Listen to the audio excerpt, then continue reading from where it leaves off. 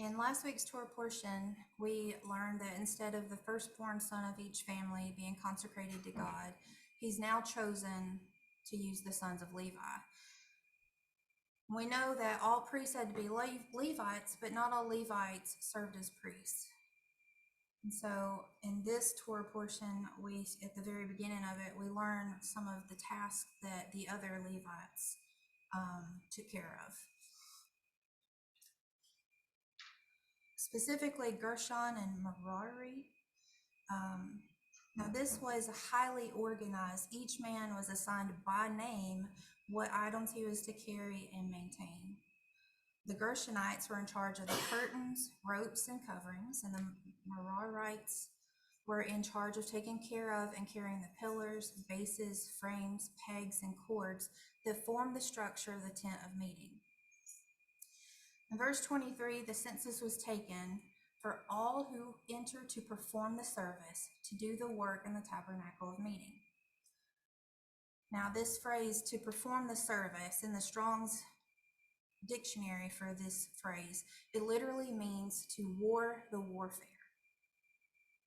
To go forth, wage war, fight, and serve. Now you can imagine how mundane and just plain boring it would be to carry around ropes and curtains. The sons of Kohath, who were responsible for the most holy things, like the table of showbread and the menorah, they couldn't even look upon or touch these items without the sons of Aaron covering them first. So this job didn't require a lot of skill, and it could feel menial and unimportant, I'm sure. But God shows us how important these tasks are by calling it warfare. Now that just caught my attention, and I'm still thinking on that one because I just thought that was so interesting. Just as each of the Levites were assigned each man by name a job to do, Paul tells us in 1 Corinthians 12 that the church, the body of believers, has many parts.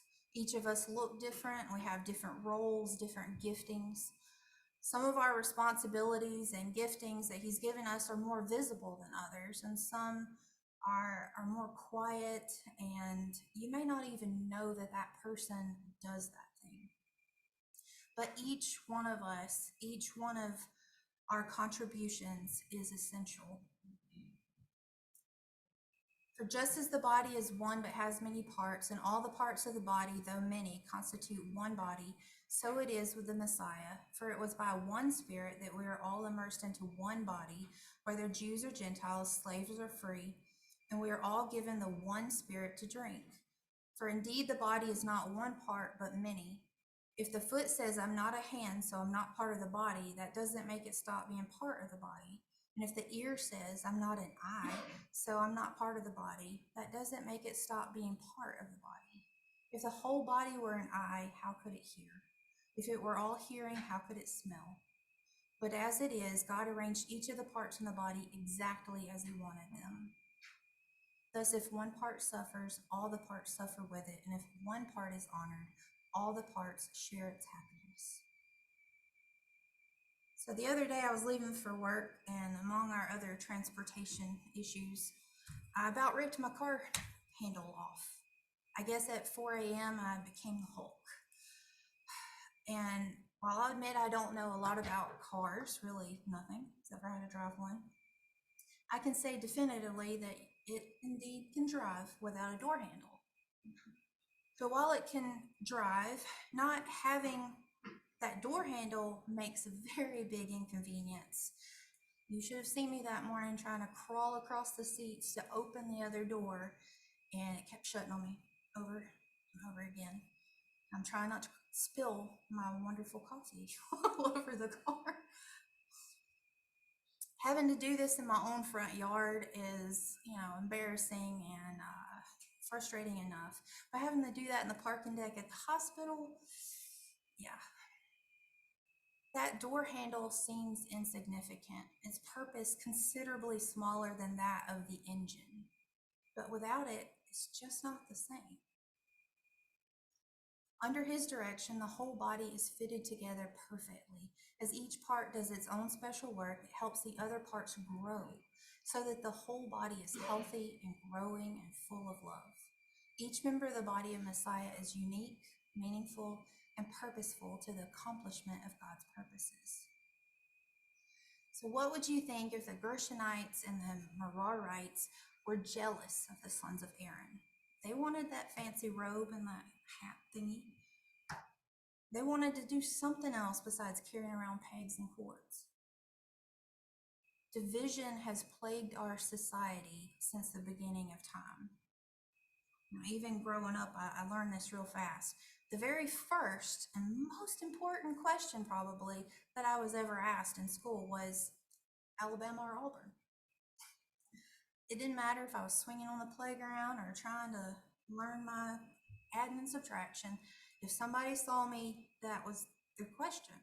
If you answered it right, then you made a friend. And this would confuse the mess out of me because at 7 years old, I was still watching Bugs Bunny, not football. Now, I have 3 boys that all play football, and the game has taken over a significant portion of our lives. And even when it's not football season, they're always throwing a football or talking about football or something. And like all families and all people, they have vast different personalities. There was things, of course, they like the same Matchbox cards, but each one had their favorite toy. Right now they have their favorite hairstyle or not. The kinds of jobs that they want to do when they grow up, they're all so different from each other. But the one thing that football has done for them is to unite them. It brought them together. They talk more to each other. They laugh more.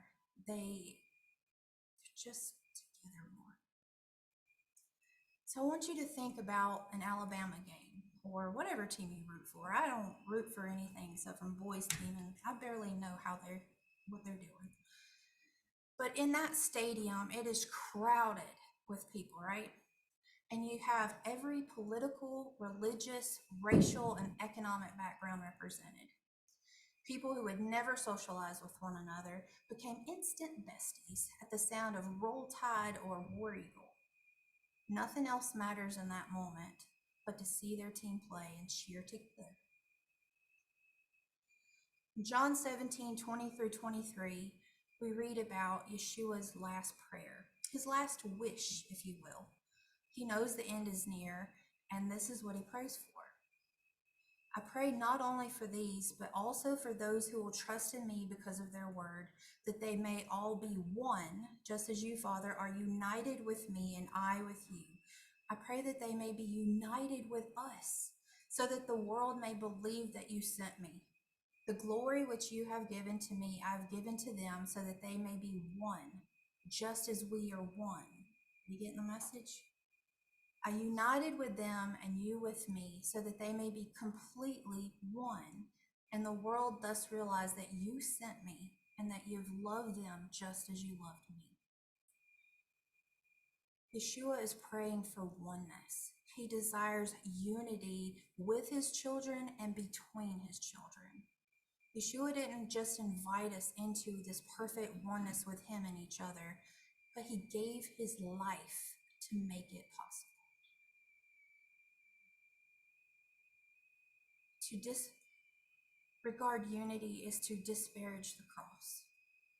Something so important to our Lord, we often choose to ignore. There are people in our society, at our jobs, even in our own families, that want nothing to do with God at all because all they see is division.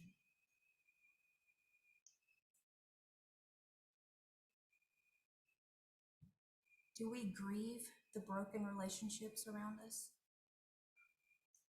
If you're married, you know that you have to choose that person daily. It's not always hard, and I hope that you have vastly more good days than bad. But let's face it, sometimes you annoy each other. Sometimes you say something to hurt the other one's feelings. Not always intentional. You get in arguments. But each of those situations, you have to choose that person and fight for that relationship and realize that that thing that you was bringing that division between you doesn't really matter. That your love for them is more important. So why don't we do the same for the body of Messiah? Our common love for Yeshua should hold us tighter together than any football team. Yet there are more than 200 Christian denominations in the U.S. today, more than 45,000 globally. Now think about some of the other main religions of the world. How many types of Muslims and Buddhists are there? Well, I Googled it, came up with a couple of different numbers, but they were all very, very close to each other. And there's about 5 different sects of Islam and 3 main schools of Buddhism. Compare that to over 200, to over 45,000. Now you might think because we're Messianic that we don't share that same problem of division, but if you've never been attacked by a Torah terrorist, are you really even Messianic? And if you don't know what that is, then count yourself blessed. In Isaiah 66:2, we're told that God is looking for humble people who tremble at his word. Tremble. Sure, I think I can say for all of us here that we tremble when we read the words, "Depart from me, I never knew you." We do not want that said to us. But do we tremble at all the other words? There are somewhere around 179 verses on unity in the Bible. God makes a clear emphasis on unity, yet the body of Messiah is full of division.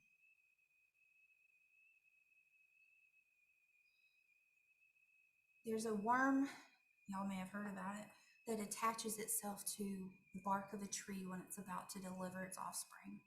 And it continues to cling to that tree even after they're born so that it can protect them from the wind and the rain. And during this process, the worm dies. It gave its life up for its offspring. And after a while, its colored body will be absorbed by the bark of the tree. This worm is a scarlet worm. And the ancient Israelites would extract its scarlet body from the bark of the tree to produce scarlet dye. Yeshua, in that same manner, clung to that tree, to that cross, and he died on that tree for us, so that through his death, we can gain unity among ourselves and unity with the Father. In his last prayer, he prayed for unity. But he didn't only pray for unity, he also paid the price of